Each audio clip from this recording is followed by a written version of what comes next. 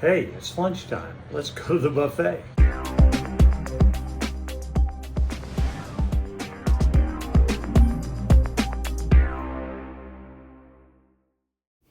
So to get to the buffet, you've got to get down to deck 9, and if you're forward at all in the ship, you're going to start at the piazza, and that takes you right to the International Cafe. So the International Cafe and the buffet are on the same floor and kind of connected to each other. Eve, you've had a few cookies and things there. Oh, they've been very good. And the wait's not normally too long. They also have a coffee bar there and a bar combined. And sometimes that can be a pain in the morning when people are trying to get their coffee Right, and you just want to pick up a quick Diet Coke to take to the breakfast area. right. Now you go right from the international buffet to the eatery, and that's what the buffet's called on the Sun Princess. And you can see I've kind of put a little graph there. It's in a rectangle. It's got three sides of food stations and then the hand washing stations.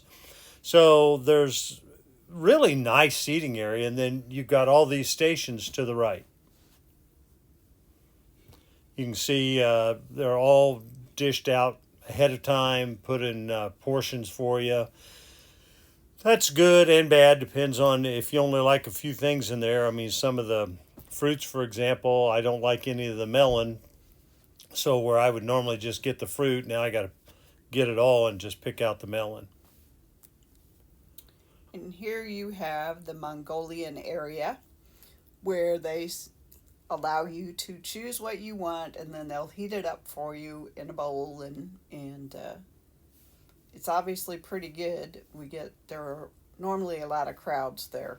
Yeah, it's very crowded there, especially at the evening time. Now we're on a port day, so there's not near as many people at the buffet, and it just opened. It's 11:30 in the morning. So Okay. here you have ramen noodle soup, and then you have the Asian. What'd you think of the Asian? You had some of that this morning. To be honest, the only thing that I really had there were the spring rolls, and they were very good. They did have some pot stickers. Unfortunately, they had shrimp in them. Eve doesn't like shrimp, and so they weren't labeled as shrimp, and that could be kind of bad. So Yeah, you that need to be could. If you've careful of got that. allergies, you need to be careful. This next section is usually always Mexican combination. You saw some chicken enchiladas. You got guac and salsa and sour cream and all the fixings. Then other Mexican dishes here. This is usually set up the same for the evening as it is for lunch. Then you have the carving station. Most days have had barbecue ribs. Um, And that's about it. yep, that's That's the about only it. thing they've Oh, had on the carving station in the evening is barbecued ribs. except for that particular. Well, at lunch they'll have a few different things, but Right. I mean they don't have like roast beef, or they don't have prime rib, or Baked chicken. a ham, or a turkey, or we've not seen anything like that at all.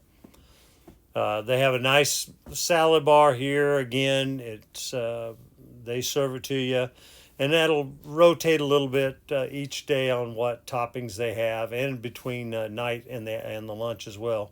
Eve, I haven't eaten any of the desserts. What do you think about dessert? Desserts. The dessert bar is coming up here. They've been the best desserts that we've had in probably the last 3 or 4 cruises we've been on. And I like my sweets, obviously, but so I've always been disappointed, and I was hesitant to have these, but they are really good. Then you have a pretty good fruit selection. I don't know if that's partly because we're in the Mediterranean, uh, but the fruit's been good. A lot of bread. In fact, this bread selection's better than what we had on the main dining room on formal night. Correct. Paninis, different types throughout the day. The only problem with all of this is that if you just want to get up and get a quick something, it's you have to get in line. Now, again, it's very light today because it's a port day and it's at lunchtime. This is the Italian bar, and it has everything I've had at the Italian bar has been really good. And when you get down here a little further, you're going to see that they also have um, a pasta bar where you choose your pasta and your sauce, and they'll heat it up for you, and it's really good. I know you've gotten the Alfredo a lot. Yeah, it's one of my favorites. I had the meat sauce. It was really good.